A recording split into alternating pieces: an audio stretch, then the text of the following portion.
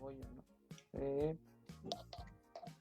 y bueno, para concluir, quisiéramos preguntarte, ¿qué opinas tú del ejercicio presidencial que ha realizado el presidente durante este sexenio, o lo que lleva de este sexenio y la proyección de cómo terminará y si habrá un antes y un después de su mandato?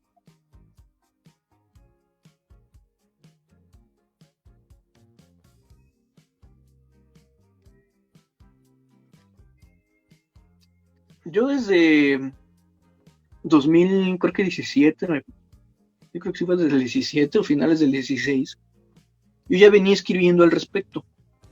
Yo ya veía a Andrés Manuel como presidente, porque tenía todo para hacerlo, incluso los poderes fácticos ya se empezaron a inclinar para allá. Pero siempre advertí que el sexenio de Andrés Manuel iba a ser el de pagar los platos rotos. No iba a ser un sexenio en el cual íbamos a ver quizá los grandes cambios, pero sí se iban a, incluso algunos aspectos iban a agudizarse, ¿no?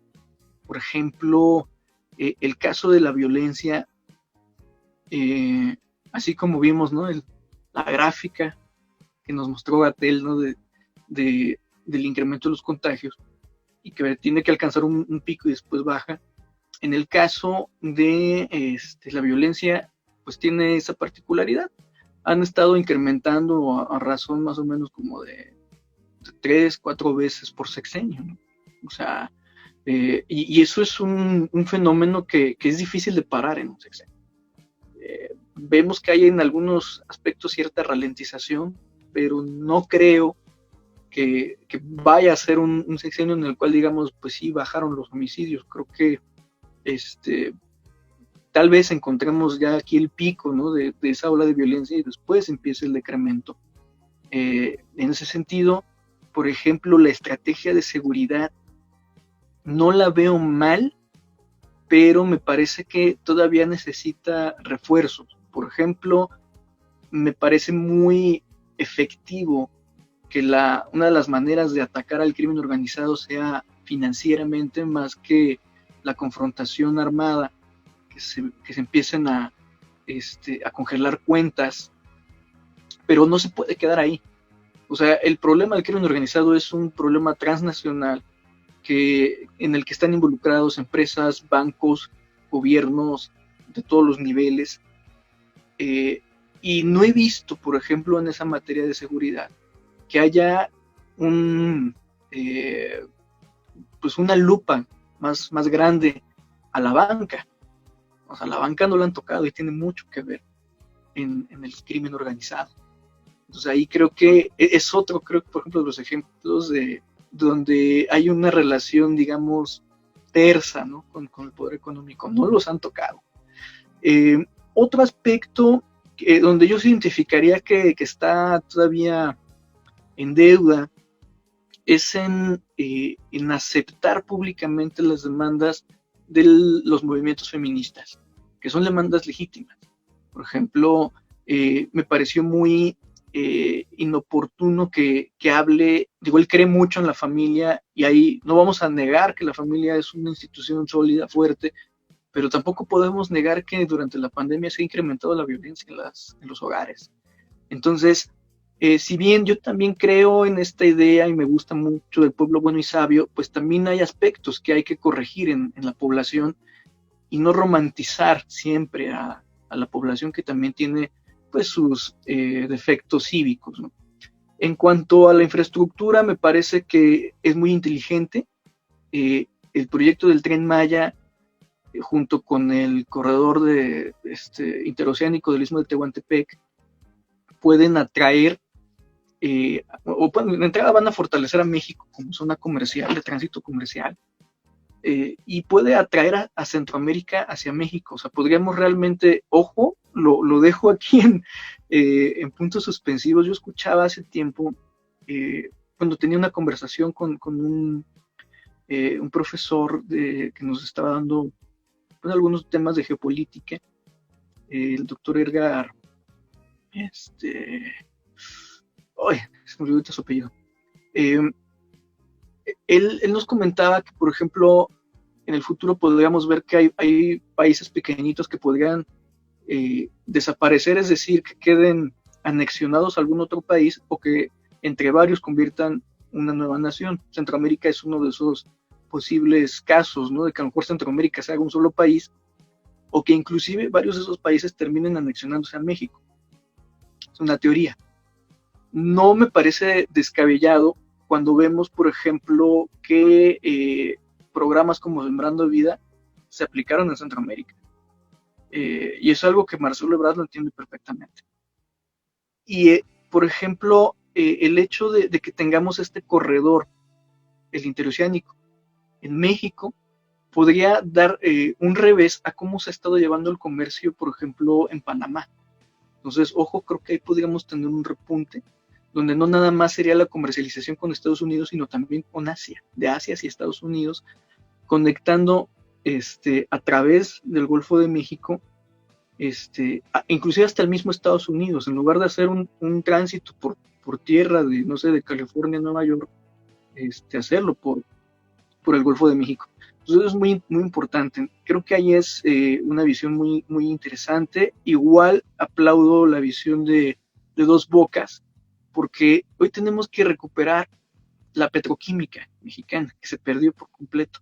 No nada más es la cuestión de los combustibles, hay que hablar de otros derivados. Por ejemplo, ¿cómo vamos a hacer medicinas si no tenemos la petroquímica? Porque pues de la petroquímica también se fabrican medicamentos, se fabrican agroquímicos, etcétera, un montonal de cosas. Y la cuestión del aeropuerto, por ejemplo, de Santa Lucía, es retomar el modelo del sistema metropolitano de aeropuertos, que lo que intenta es crear a nivel aeroportuario una ciudad policéntrica, es decir, que tenga muchos centros, que tenga muchos polos de conectividad con el país. Entonces me parece fenomenal. A nivel de política económica, creo que el tema de no endeudar al país en cierta forma es bueno, pero no debemos de tenerle miedo al endeudamiento en infraestructura. O sea, antes teníamos deuda muchas veces para gasto corriente, pero no deberíamos de tenerle miedo a infraestructura y sobre todo a temas que sí vayan con desarrollo de nuevas tecnologías. Ahí creo que en el desarrollo de tecnologías estamos detenidos. Me parece que es una de los puntos débiles de la 4T.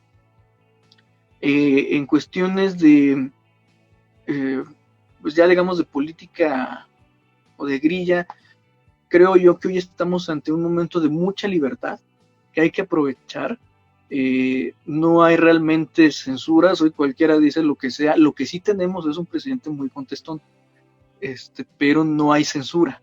Entonces hay que aprovecharlo, en lugar de estar chocando, hay que aprovechar para hacer propuestas.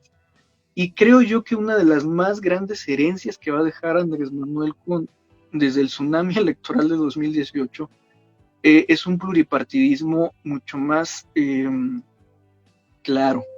Por ejemplo, hoy vemos nuevamente, ¿no? Surgieron pues 3 fuerzas políticas, bueno, una resurgió, las otras son nuevas, están sí aliadas con el presidente, digamos, de facto. Después de Andrés Manuel, yo lo que veo es que va a haber una atomización en los partidos políticos. Si lo sabemos aprovechar, podríamos estar viendo que en los próximos 15 años ya empiecen a gobernar de verdad las minorías o los partidos minoritarios.